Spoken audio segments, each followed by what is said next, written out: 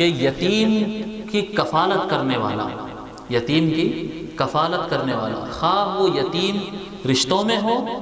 بھائی کا بچہ ہے، بھائی کا انتقال ہوگا، بھتیجا ہے، بھانجا ہے، اپنے خاندان میں کوئی یتیم بچہ ہو یا کوئی اور خاندان کا کوئی اور بچہ ہو، یتیم بہرحال یتیم ہے، رشتے میں ہو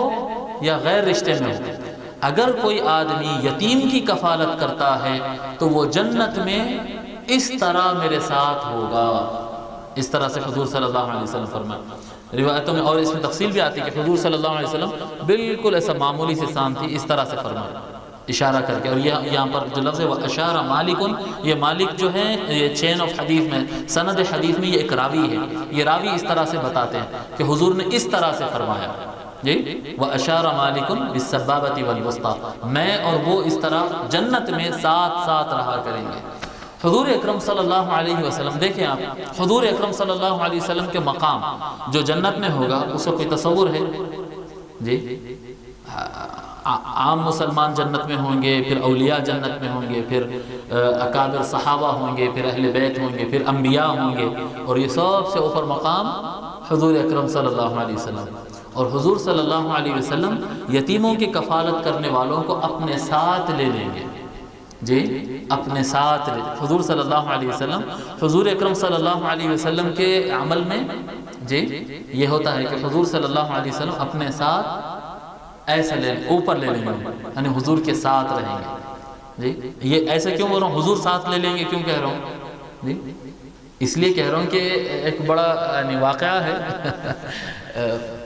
ایک بہت مشہور آدمی، میں نام لینا نہیں چاہتا، کہ بہت مشہور آدمی ہمارے ایک استاد محترم سناتے تھے کہ وہ سیڑھیوں پر بیٹھے ہوئے تھے ایک مرتبہ، ہندوستان کی بہت مشہور شخصیت ہے، وہ سیڑھیوں پر بیٹھے ہوئے تھے، تو وہ جس سیڑھی پر بیٹھے ہوئے تھے دوسرے جو اب ہندوؤں میں رہتا نا ذات وغیرہ کا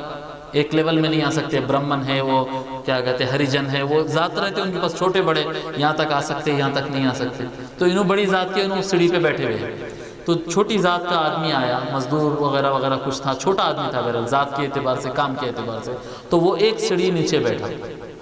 وہ ایک سیڑھی نیچے بیٹھ گیا۔ تو یہ شخص جو ہے مساوات کے لیے، برابری کے لیے، ایکویلٹی کے لیے، یہ کیا کہتے ہیں یہ ذات، خاندان، یہ سب چیزوں کو مٹانے کے لیے انسان سب برابر ہے، بڑا اچھا کام انہوں نے کیا۔ انہوں نے یہ کیا کہ وہ ایک اسٹیپ جو ہے ایک سیڑھی نیچے اتر کے وہ چھوٹی ذات کے آدمی کے ساتھ بیٹھ گئے، تو کام بڑا اچھا کیے، لیکن لوگ کو آج تک آبجیکشن ہے، لوگ بار بار سوال اٹھاتے رہتے ہیں کہ بھئی ایک سیڑھی انہوں نیچے اترنے کے بجائے اس کو ایک سیڑھی اوپر لا لیتے جی۔ بہرحال آبجیکشن کرنے والوں کو کہیں بھی سکون نہیں ملتا، کام تو وہ بڑا اچھا کیے تھے لیکن آبجیکشن اپنی جگہ